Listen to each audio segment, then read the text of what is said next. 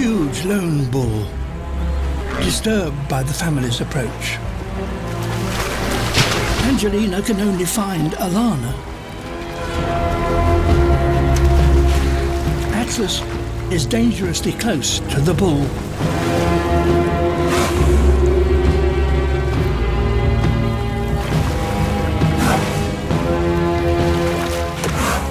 With her ears spread in threat, Angelina attempts to drive the male away from her son.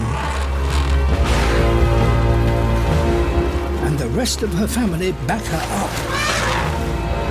Confronted by the united family, the bull retreats.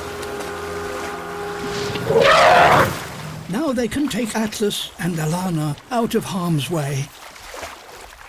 Angelina and her family are becoming a force to be reckoned with, now able to protect both calves. The chances of both her son and daughter surviving their first year have significantly increased, thanks to the help of the whole family.